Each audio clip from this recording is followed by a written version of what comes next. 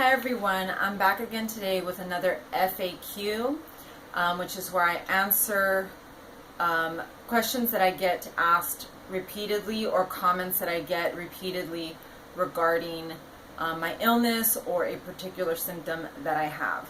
So today I'm going to address some light sensitivity questions that I've heard over and over and over again because I think it's just easier for me to direct people to this video instead of constantly repeating myself and sometimes even having to argue with people regarding, my light sensitivity. So, of course, the number one question I get about my light sensitivity is, why can't you just use sunglasses? So, my light sensitivity is not specific to brightness, but I do use sunglasses when I'm out in the sunlight. I am sensitive to bright light, but my light sensitivity is a lot more complex than that. I am sensitive to bright light. I believe that I am sensitive to certain colors of light, and I'm also sensitive to the type of light. So there's incandescent light, there's LED light, there's I believe halogen. There's several different types of light, and I'm sensitive to most of them. So basically with sunglasses or filtered lenses, what they do is they filter out brightness or certain types of colors. I was evaluated several years ago for something known as Erlen lenses, where they evaluate your eyes and they identify which colors you're most sensitive to, and then they create lenses for you that will filter out those specific colors that they identified. And the colors that my lenses were made out of were blue and gray, and I did use these lenses and they helped a little bit, but I was still having a lot of problems with headaches and sensitivity to fluorescent lights and LED lights. Fluorescent lights are the worst for me, and the reason is this. To the human eye, you look at a fluorescent light and it looks like a constant stream of light. The same thing goes for LED lights, incandescent lights, the sun. We look at it and we feel that it is a constant stream of light to our eyes. It is not a constant stream of light. These lights flash. They flash at such a high rate that it is imperceivable to the human eye. So, when you're at the market and there's fluorescent lights, everything is evenly lit, but in reality, it's basically like a very extremely fast strobe light. And for me, because of the brain issues that I have and a lack of blood flow to the front of the brain, this flashing is very painful for me. I believe it is a similar concept to people that have seizures from flashing video games and stuff like that. I don't know where I would be on that whole spectrum, but I know that it does cause a lot of pain for me. LED lights do something similar. They also have a refresh rate, which is the flashing. Incandescent lights do that as well. But what happens with incandescent lights is that as they flash and fade, the fade is so slow that they're already flashing again before they completely fade out. So it's a more constant stream of light to our eyes. Fluorescent lights are literally like flicking a light switch on and off very, very quickly. So there is a difference. You're not exposing yourself to a constant stream of light. As for other types of lights, I don't really know how they operate, but I know that many of them hurt me as well. I'm mostly only comfortable with incandescent light, candlelight sometimes, and sunlight as long as I have sunglasses on. And that leads me to the other question, do I ever get seizures? I don't know. I have not exposed myself long enough to these types of light in order to find out, and I really don't want to find out because I don't know what it's like to have a seizure. I'm not sure if I have had one in the past when I first started having the light sensitivity, but I really don't want to find out. It's better for me to just avoid this light than to see what happens if I just continually expose myself to it. What does happen, and this is another question I get, is what happens to you when you expose yourself to that light. I will get I want to say that it's a severe migraine, but it's more like pressure building in the center of my head, and it's just this really bad pressure. Sometimes my eyes will water, sometimes my eyes will turn red. I think it's dependent on the type of light and my length of exposure to it. My right eye is more sensitive, so sometimes I'll get pain more on the right side of my head than on the left. Sometimes the pain is in the center. I get nausea, I get disoriented, I get very anxious, obviously because I'm in pain, and usually when I expose myself to these lights, I'm out in public. I'm at a market, I'm at a doctor's office, I'm usually at a public place, so that also contributes to the anxiety. So those are the symptoms that are the most obvious. Other symptoms that I have noticed at times are an urge to go to the bathroom. Believe it or not, sometimes I get an urge to go to the bathroom from the exposure to the lights. I don't really know how that's connected. So, I mean, the body is totally interconnected, so I mean, it is possible that that would happen, but I'm not really sure, why that is. I also get dizzy. I will get a feeling of dizziness, like I'm kind of going to fall backwards. So that can be kind of disorienting. And you don't want to have that sensation out in public. So I will get those types of symptoms.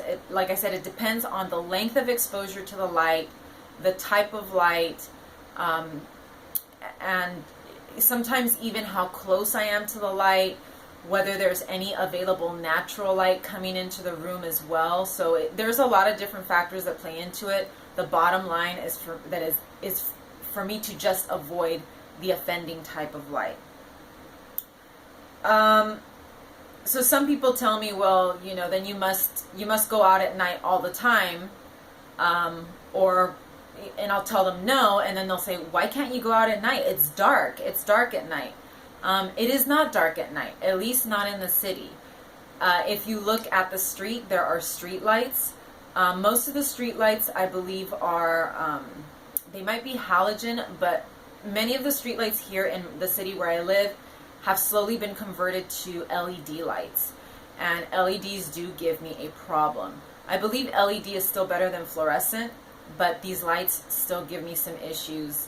And now you're combining exposure to light with driving, and I think that can make a pretty dangerous combination. So if I ever do have to drive at night, I make sure that it's to a place that's close by, and that I know where I'm going will accommodate my issues. But nowadays, most every place is lit with fluorescent lights, LED lights. There are other types of light bulbs that I've seen that I don't really know what they are, but they hurt me as well. So every place, every indoor place, is lit with lights that I cannot tolerate. So unfortunately, even if I go out at night, where would I go? Is there a medication for your problem? For example, is there, why can't you just take migraine medication to make the headache go away? Isn't there a medicine that they can give you? This is not, it's not technically a migraine. It is a lack of blood flow to the front of the brain. So it's just, I'm not getting enough blood circulation here due to my illness. So that's what's causing the problem. Is there medication for pain? Yeah, there's medication for pain. Is it very effective for my kind of pain? Not really. The most effective type of treatment is just staying away from that type of light, or limiting my exposure to that type of light. I have not yet found a medication that really cuts the pain completely, and I've tried some pretty strong narcotic medications. It's a neurological problem. I don't think it's an inflammatory situation, because if it was inflammatory, like a regular headache that I get, I could take some Advil and that would help reduce the pain. This is a neurological issue. So I believe I've been given seizure medication for it, and early on when I started developing it, and I didn't really notice that it was particularly effective. So there really is no treatment besides avoiding the offending types of light. That also leads me to the next question. You need to go see an optometrist, or have you seen an optometrist? Have you had your eyes checked? This problem, as I mentioned a second ago, is not a problem with my eyes. It is a problem with the brain. So the front of the brain has limited blood flow. That means there's limited oxygen that goes to the front of the brain, and that causes this bizarre sensitivity to the flashing of the lights. I think the sensitivity is more to the flashing than to the brightness. Like I said, similar to a person that is sensitive to flashing on video games and has seizures. So it is not an eye.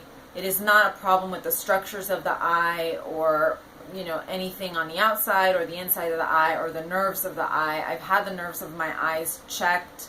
The nerves are normal. There is no inflammation or neuropathy in the nerves of the eyes. Everything is fine. My vision is, fine. I think I went to the optometrist last year and they were like, "Oh, your prescription is too strong." So my vision is fine. I can see just fine. It is just the sensitivity to the light. So does anything help? Yes, there are a few things that do help. Nothing makes it go away. Nothing makes it better enough so that I can actually expose myself to the light. So these things that I do, I only do it to increase my quality of life, or keep my pain at a certain level that is not driving me insane. So my oxygen obviously is helpful. I do oxygen. I have an oxygen cannula, and I'm breathing in oxygen 8 to 12 hours a day. You can look at my treatment playlist, and I describe my oxygen use in that playlist.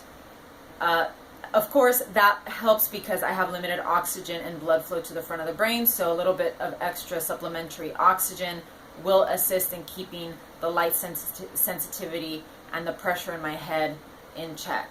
Does it fix it? No. Does it make it go away? No. If I had portable oxygen, it wouldn't make it any easier to be under fluorescent lights. So it just provides me with a little bit of extra comfort, but is not going to make it go away. Following my diet also helps.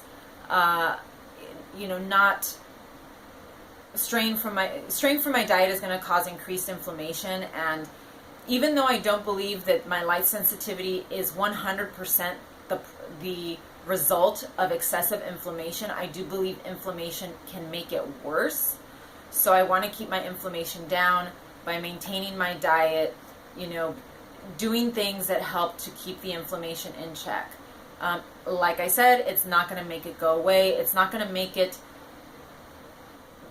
better enough so that I can actually go, into a supermarket and do my grocery shopping, or go out to a bar and just hang out there. I'm still going to have a significant amount of pain and discomfort, and I still have to be careful. But maintaining these things keeps me from really, from extra suffering and extra pain related to the light sensitivity. Does anything make it worse? Yes, of course. Not having my oxygen, not following my diet will make it worse. Exposure to the offending light will definitely make it worse. If I overexpose myself too much, the pain can linger for days, weeks. I've had pain for a month straight related to, exposing myself to light that hurts. So the pain can last a very, very long time, and since there isn't really a medication that I found that helps to make the pain go away, the only remedy is time, and I just have to wait it out and let it pass. So, I've used cell phones and stuff that, where the backlight just didn't agree with me and the pain lingered for several days. So heat, being in hot weather, can also make my light sensitivity worse. It makes all of my neurological symptoms worse. Actually, it just makes all of my symptoms worse. So I try to stay away from heat as much as I can. As you can hear, we've got the AC running. We've had it running for several days because we're going through a bit of a heat wave here in California. And it is absolutely imperative for me to stay out of excessive heat. So those, I think, are the main things that make it worse.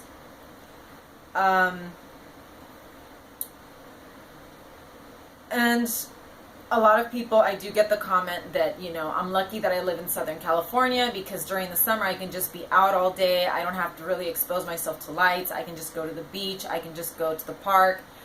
Like I just mentioned right now, that's not really true, because I have to stay out of the heat because it will make my light sensitivity and the pressure in my head worse.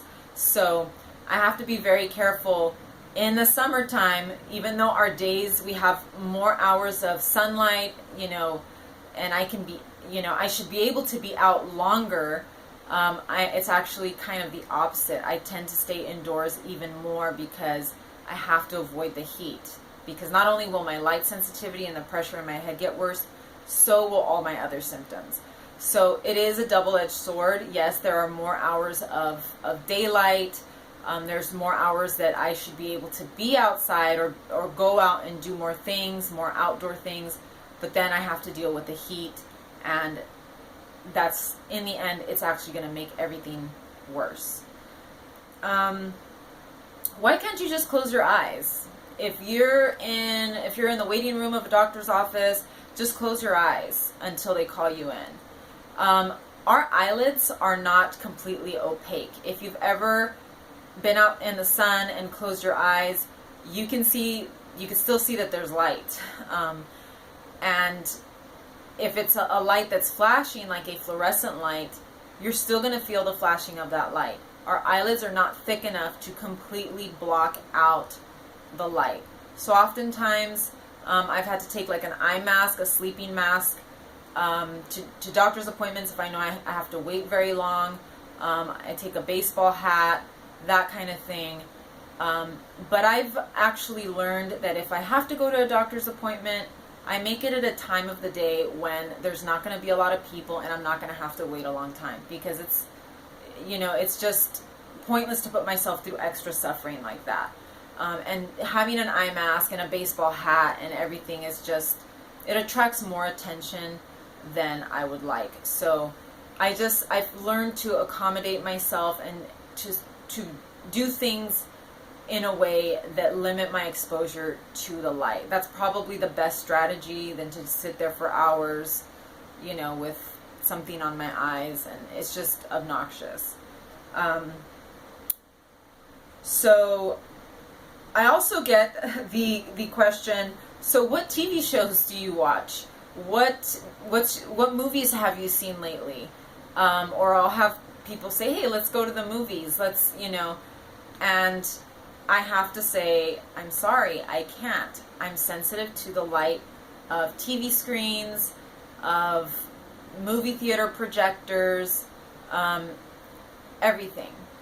And it's funny because people will quickly forget, nobody takes into consideration that it's not just light bulbs. Everything, flat screen TVs, cell phones, they all have backlights on them, and the light is painful. You know, all these phones use LCD. LCD is made out of fluorescent lights. AMOLED screens are made out of LED lights. AMOLED screens seem to be a little bit better for me, but as a whole, both types of lights are really not great. And you're holding the phone directly in front of your face when you're looking at it, so you're shining the light directly into your eyes. And that actually brings me to another question, well, another comment that a lot of people have made, which is, you know, why don't you just use candles? Why don't you just use candlelight? And people think they're being funny, but if the candlelight is in my direct field of vision, say I have a candle right here, it's the same as holding a cell phone right in front of my face.